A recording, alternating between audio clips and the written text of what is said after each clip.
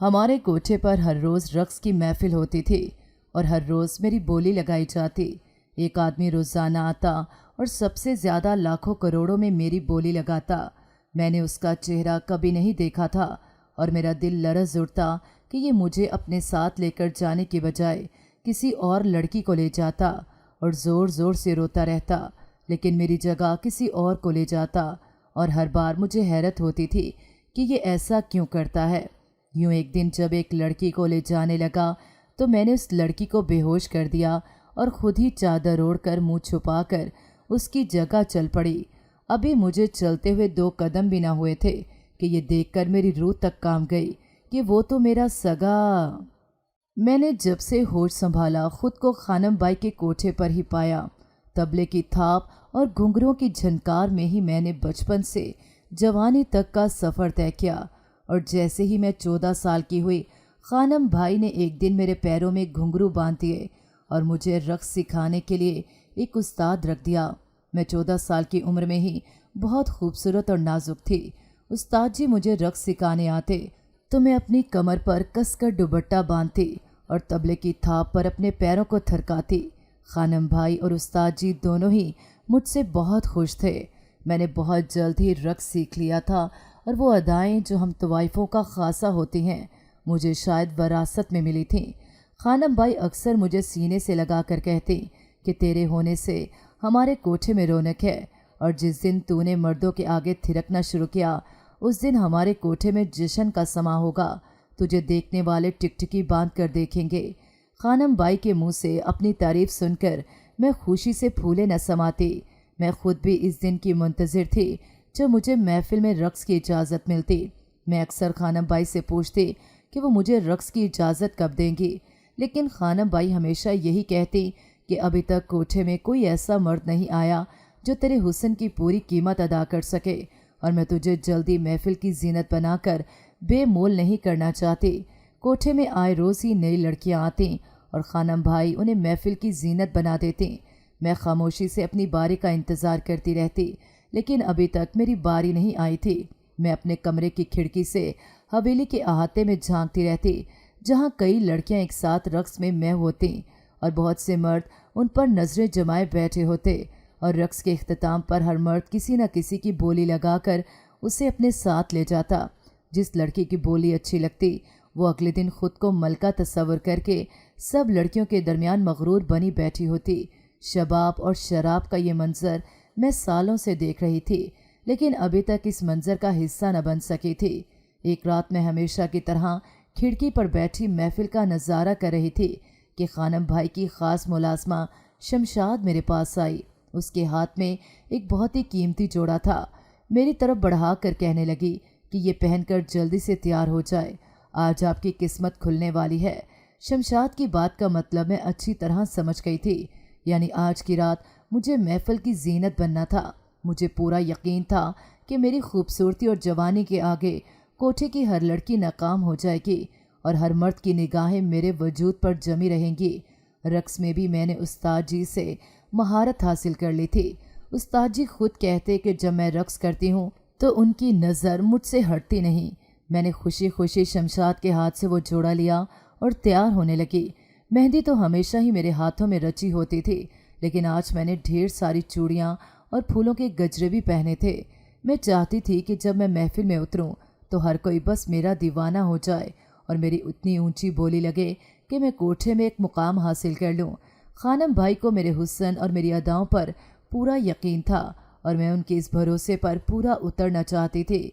मैंने शमशाद से पूछा कि आज महफिल में ऐसा कौन सा शख्स आया है जो खानम भाई ने मुझे तलब कर लिया। शमशाद कहने लगी कि चेहरा तो नहीं देखा, लेकिन कोई बहुत ही रईस आदमी है। उसने अपना चेहरा ढांप रखा है, लेकिन उसके आगे पीछे मौजूद गार्ड्स उसकी हैसियत का पता दे रहे हैं। शमशाद की बात सुनकर मैं मुस्कुरा दी थी। यकीनन उसी शख्स की खातिर मुझे बुलाया गया था। एक दफ़ा मैं इस शख्स की नज़रों में आ जाती तो मेरी किस्मत वाकई ही चमक जाती। पूरी तरह तैयार होकर मैंने आईने में एक नज़र डाली तो मैं खुद ही हैरान रह गई।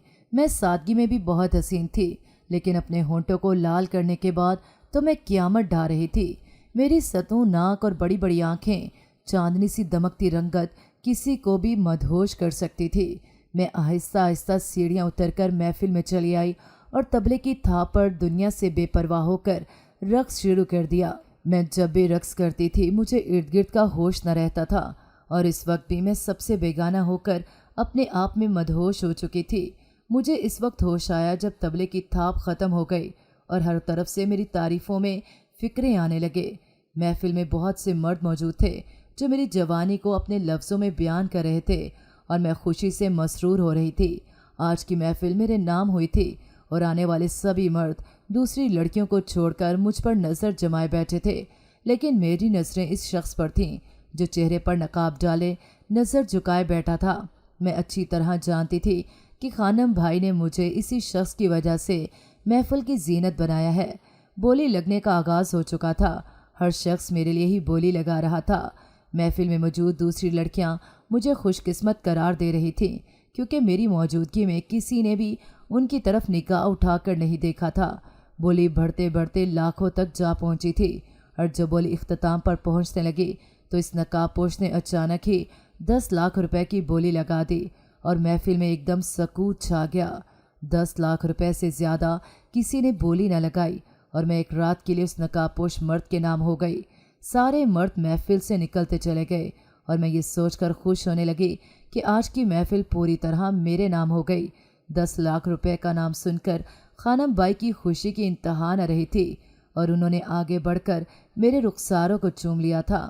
लेकिन उस वक्त मेरी खुशी हैरत में बदल गई जब वो शख्स मुझे अपने साथ लेने के बजाय खानम भाई से मेरी दोस्त मलका को अपने साथ ले जाने का कहने लगा। खानम भाई ये सुनकर हैरान रह गई थी क्योंकि उसने 10 लाख रुपए तो मेरे लिए भरे थे, फिर वो मलका को अपने साथ क्यों ले जाना चाहता था। लेकिन खानम भाई को क्या एतराज़ हो सकता था, उन्हें तो उनके पैसे मिल गए थे।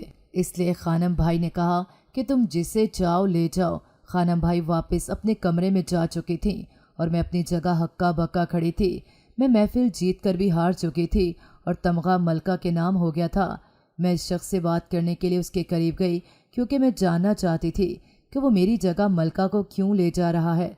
लेकिन ये देखकर मैं हैरान रह गई कि वो ज़ारो की तार रो रहा था। मेरा दिल लरज़ उठा था। मुझे ऐसे महसूस हो रहा था जैसे वो कोई नफ्सियाती इंसान हो। मैं खुद ही डर कर पीछे हट गई थी और वो मलका को अपने साथ ले गया था। कोठे की सभी लड़कियां हैरान थीं और उनकी नज़रों में मेरे लिए अजीब सी तज़हीक थी। हर कोई यही जानना चाहता था कि उसने मुझे चुनने के बावजूद मलका को क्यों अपनाया। इस सवाल ने मुझे भी बेचैन कर दिया था। सारा दिन मैं यूं ही बेचैनी से हवेली में घूमती रही। मलका जो रात इस आदमी के साथ गई थी सुबह वापस लौटी थी और बहुत ही खुश थी। लेकिन हवेली में एक असूल था कि कोई भी किसी लड़की से रात के बारे में कोई बात नहीं करेगा। इसलिए मैं चाहकर भी मलका से इस मर्द के बारे में कुछ न पूछ सकी। मैं इतने सालों से महफिल की रौनक बनने का इंतज़ार कर रही थी और जब वो रात आई तो इस नकाबपोश ने मेरे सारे अरमानों को मट्टी में मिला दिया। मुझे अपनी तज़लील महसूस हो रही थी। अगली रात भी शमशाद ने आकर मुझे महफिल में आने की दावत दी तो मैं समझ गई आज फिर कोई मालदार शख्स आया है। गुजरी रात का सदमा अभी तक मेरे सर पर सवार था और मैंने सोच लिया था कि आज तो मैं लाजमी अपने ख़रीदार के साथ जाऊंगी। मैं पूरी तरह सर संवर कर नीचे उतरी तो ये देखकर हैरान रह गई कि वही नकाबपोश शख्स आज भी महफिल में बैठा था। महफिल का आगाज़ हो चुका था और मैंने ठान लिया था कि आज तो मैं देखने वालों के दिलों की धड़कनों को काबू में नहीं रहने दूंगी। मैंने तबले की थाप पर ऐसा रक्स किया कि हर मर्द की निगाहें मुझ पर जम कर रह गईं। तबले की थाप ख़त्म हो गई थी लेकिन मेरे पाँव ने थिरकना नहीं छोड़ा था। यहाँ तक कि नाचते नाचते मैं इस नकाबपोश के आगे गिर पड़ी थी। एक दफ़ा फिर मेरी बोली का सिलसिला शुरू हो चुका था और गुजरी रात की तरह आज भी इसी नकाबपोश ने 10 लाख रुपए की बोली लगाकर मुझे ख़रीद लिया था। खानम भाई तो इससे पैसे वसूल करके अपने कमरे में चली गई, लेकिन वो एक दफ़ा फिर मेरी जगह रानी को अपने साथ ले गया था। कल की तरह आज भी वो बुरी तरह रो रहा था और मैं अपनी जगह सुन हो गई थी। मलका मेरा मजाक उड़ाते हुए कहने लगी कि जिस हुस्न पर खानम भाई को सबसे ज़्यादा नाज है उस हुस्न को कोई मर्द अपने साथ ले जाना ही नहीं चाहता। मलका की बात सुनकर मैं जलते तवे पर जा बैठी थी। वाकई इस नकाबपोश मर्द ने मेरी अना को ठेस पहुंचाई थी। मैं 14 साल की उम्र में ही बहुत ज़्यादा खूबसूरत और हसीन थी। मैं अनछुई कली थी जिसे आज तक किसी मर्द ने हाथ तक न लगाया था। लेकिन फिर भी वो मेरी जगह कोठे की दूसरी लड़कियों को ले जाया करता था। ये बात मेरे लिए नाकाबिले बर्दाश्त थी और मैं जानना चाहती थी कि वो शख्स मुझे अपने साथ क्यों नहीं लेकर जाना चाहता। और इसी सच का पता लगाने के लिए मैंने एक रास्ता ढूंढ लिया था। आधी रात फिर कोठे पर महफिल जमी थी और मैं पूरी तरह तैयार थी। मुझे अपने मंसूबे पर अमल करना था। मैं जानना चाहती थी कि ये कौन शख्स था जो मेरे हुस्न को इस तरह धुतकार कर मेरी तौहीन कर रहा था, जो मुझे छोड़कर किसी और को अपने साथ ले जाता और मुझे अंगारों पर लौटने के लिए छोड़ जाता। हसद और बदले की आग मेरे दिल में जन्म ले चुकी थी और मैं इस शख्स से इस बात का हिसाब चाहती थी। मैं पहले से भी कहीं ज़्यादा दिल लगा कर तैयार हुई थी और महफिल शुरू होते ही मैंने ऐसा रक्स किया था कि हर कोई मेरा दीवाना हो गया था। सारा हाल रेशम रेशम के नारों से गूंज उठा था। हर किसी की जुबान पर मेरा ही नाम था। बस एक वही सर झुका कर बैठा था जिसकी निगाह मैं अपने तन बदन पर चाहती थी। अगर उसे मुझ में दिलचस्पी नहीं थी तो वो मेरे इतने पैसे क्यों देता था। रक्स ख़त्म हो चुका था और दाम लगने की बारी आ गई थी। आज भी वो बाजी ले गया था और उसने मेरी भारी कीमत खानम भाई को अदा की थी, लेकिन साथ वो रानी को ले जाना चाहता था और मैंने पहले से इस बात का इंतज़ाम कर लिया था कि किस तरह रानी की बजाय मुझे उसके साथ जाना है। जैसे ही रानी उसके साथ जाने लगी मैंने रानी पर शराब का गिलास गिरा दिया और इसी तरह अनजान बन गई जैसे गलती से हुआ हो। मैंने शर्मिंदगी से रानी को कहा कि अब इन कपड़ों में तो तुम जा नहीं सकती, इसलिए बेहतर यह है कि लिबास तब्दील कर लो। मेरी बात सुनकर वो राज़ी हो गई और हम दोनों ऊपर बने अपने कमरों में चले आए। मैंने मौका देखकर रानी को बेहोश कर दिया और ख़ुद दूसरे कपड़े पहनकर पूरी तरह अपना मुंह छुपाए इस आदमी के पीछे पीछे चल पड़ी। आज मुझे हर सूरत ये जानना था कि वो मुझे अपने साथ क्यों नहीं लेकर जाता। आखिर मुझ में ऐसी कौन सी कमी थी जो मैं इसका दिल नहीं जीत सकी थी। हम कोठे के दरवाजे से बाहर निकल गए थे। मैं 2 कदम ही उसके साथ चली थी कि मेरे कदम तले से ज़मीन निकल गई। उसने बिना रोके ही मुझसे कहा था कि मुझे सारी रात कोठे के दरवाजे पर बैठकर ही गुजारनी होगी और वो मुझे अपने साथ कहीं नहीं लेकर जा रहा। इस ठिठुरती हुई सर्दी की रात में वो मुझे कोठे के दरवाजे पर क्यों छोड़कर जा रहा था। कहीं वो ये जान तो नहीं गया था कि रानी की जगह मैं उसके साथ आ गई हूँ। मैंने गुस्से में उससे पूछा कि मैं सारी रात यहाँ क्या करूँगी। मैंने अब भी अपना चेहरा उसे नहीं दिखाया था। वो कहने लगा कि मैंने तुम्हें रात भर के लिए ख़रीदा है और जो मैं कहूँगा तुम्हें वही करना होगा। मैं तुम्हें अपने साथ लेकर नहीं जाऊँगा, बल्कि तुम सुबह तक दरवाजे पर ही बैठना और सुबह को खुद ही वापस अपने कोठे पर चली जाना। वो मुझे छोड़कर जाने ही वाला था कि जब मैंने आगे बढ़कर उसे कंधों से पकड़ लिया। वो मेरी इस जुर्रत पर गुस्से से पलटा और अपना कांधा मुझसे छुड़वाने लगा कि मेरा दुपट्टा मेरे चेहरे से हट गया। जैसे ही उसकी नज़र मेरे चेहरे पर पड़ी उसे करंट सा लग गया। वो 2 कदम पीछे हट गया। मैं गुस्से में सारी हदें पार कर चुकी थी और किसी भिपरी हुई शेरनी की तरह उससे पूछ रही थी कि आखिर मेरे अंदर ऐसी कौन सी कमी है जो वो मुझे अपने साथ नहीं ले जाना चाहता। मैं अपनी जवानी के ज़म में थी और मुझे अपनी खूबसूरती पर नाज था। मैं तो हमेशा इस इंतज़ार में रही थी जब मैं कोठे को रौनक बख्शती, लेकिन इस शख्स ने तो मेरी सारी खुशियों को आग लगा दी थी। मुझे दूसरी लड़कियों के आगे जलीलो ख्वार कर दिया था। आज मैं उसे जवाब दिए बगैर जाने नहीं दे सकती थी। हमेशा की तरह मुझे देखते ही वो ज़ारों की तार रोने लगा था। मैंने एक दफ़ा फिर से उसके गिरेबान से पकड़ लिया। जब तक तुम मुझे जवाब नहीं दोगे मैं तुम्हें कहीं नहीं जाने दूंगी। वो रोते रोते हंस दिया और कहने लगा कि तुम बिल्कुल अपनी माँ पर गई हो। जिस बात के पीछे पड़ जाओ उसे छोड़ती नहीं हो। मैंने हैरत से उसे देखा। वो भला मेरी माँ को कैसे जानता था, जबकि मैंने खुद भी अपनी माँ को नहीं देखा था। मैं बहुत छोटी सी थी जब मेरी माँ इंतकाल कर गई थी। मुझे ये अच्छे से मालूम था कि मैं इसी कोठे पर पैदा हुई थी और यहीं पल भरकर जवान हुई थी। खानम भाई ने ही मेरी ज़िंदगी में मेरी माँ का किरदार अदा किया था। मैंने उससे कहा कि वो मुझे सच बताए कि वो कौन है और इसका मुझसे क्या ताल्लुक़ है। वो कहने लगा कि मेरा नाम मलक बख्तावर है और मैं एक बहुत बड़ा सियासतदान हूँ। तुम्हारी माँ से मेरी पहली मुलाकात एक महफिल में हुई थी जहाँ वो अपने हुस्न के जलवे बखेरने आई थी। तुम्हारी माँ की खूबसूरती ने मुझे दीवाना करके रख दिया था।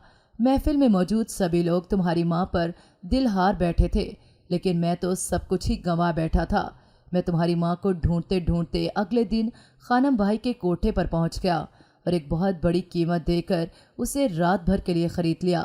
تمہاری ماں کا نام روشن تھا اور اس نے جیسے میری زندگی روشن کر دی تھی۔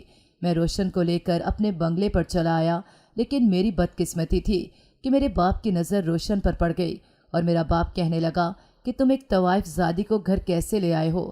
میں کیونکہ ایک رات کے لیے تمہاری ماں کو خرید چکا تھا، اس لیے میں نے اپنے باپ سے کہہ کر اسے ایک رات اپنے ساتھ رکھ لیا۔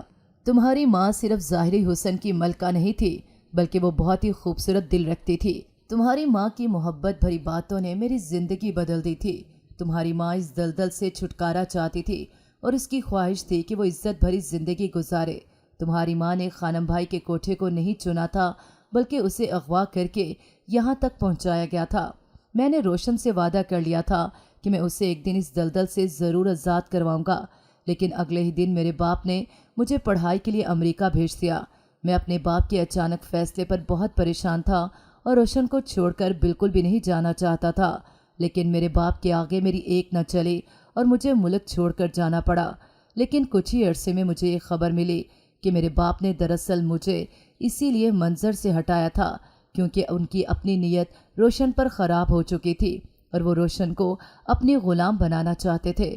میرے باپ نے مجھے امریکہ بھیج کر خود روشن کا سودا کر لیا تھا اور ہر رات روشن میرے باپ کی خدمت میں پیش ہو جاتی۔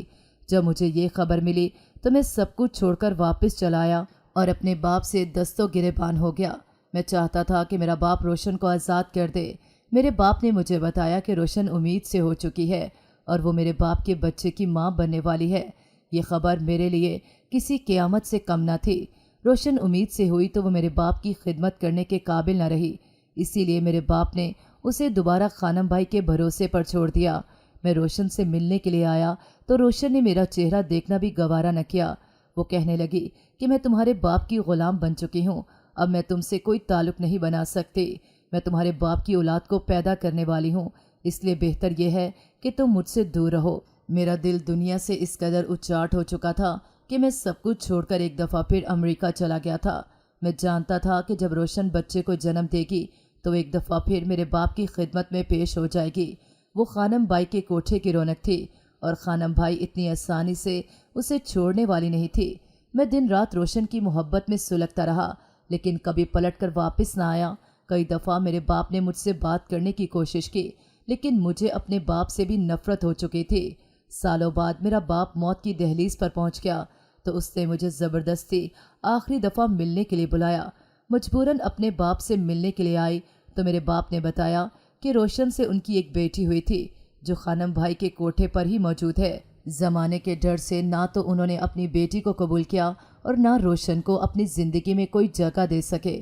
روشن تو بیٹی کی پیدائش پر ہی مر گئی تھی، لیکن ان کی بیٹی خانم بھائی کی بیٹی بن گئی تھی۔ میرے ابا چاہتے تھے کہ میں تمہیں اس گندگی سے بچا لوں، وہ تمہیں عزت والی زندگی دینا چاہتے تھے، لیکن زمانے کے ڈر سے وہ تمہیں اپنا نام نہ دے سکے۔ سالوں بعد ابا کی خواہش پر میں خانم بائی کے کوٹھے پر آیا اور تمہیں دیکھ کر میں سانس لینا بھول گیا۔ تم بالکل اپنی ماں جیسی تھی جس نے میری زندگی کو روشن کر دیا تھا۔ میرا باپ مر چکا تھا اور میں نہیں چاہتا تھا کہ مرنے کے بعد اس کی بدنامی ہو، اس لیے میں تمہیں اپنے باپ کا نام تو نہ دلوا سکا، لیکن اس دلدل سے ضرور بچانا چاہتا تھا۔